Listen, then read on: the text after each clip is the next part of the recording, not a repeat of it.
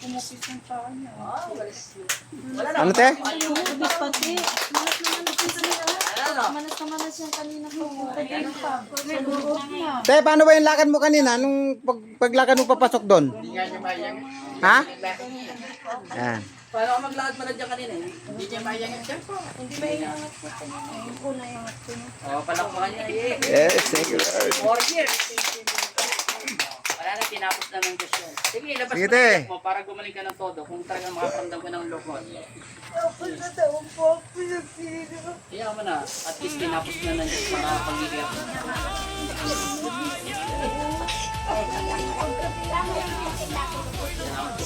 Binigyan na ng kasagutan yung karamdaman mo sakit eh.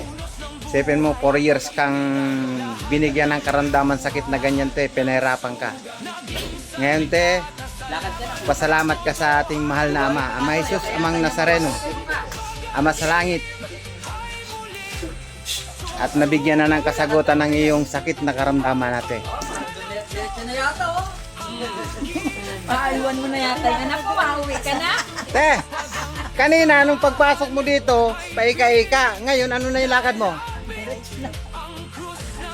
Anong masasabi mo, te? Magpapatali sa espiritu mo. Hindi, te, magpasalamat ka sa ating mahal na Ama. Ating mahal na Ama, kung Jesus Nazareno, Ama sa langit, walang imposible. Ay, taga-saan yan, hindi taga-Mindoro yan. Taga saan ka kasi, te?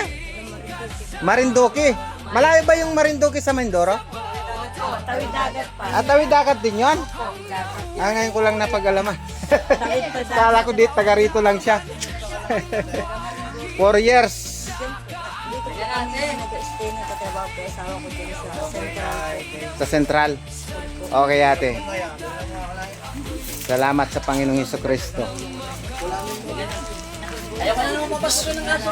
At Baba nakakakot. wow, ang bilis mo na nakapasok dyan, tiya.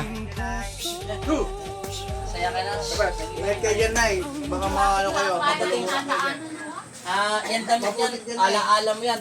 Linis. Bukas mo na laban. Ilagay mo sa timba sa planggana. Lahat yan suot mo. May bra ka man o may underwear ka. Tapos laban mo ha.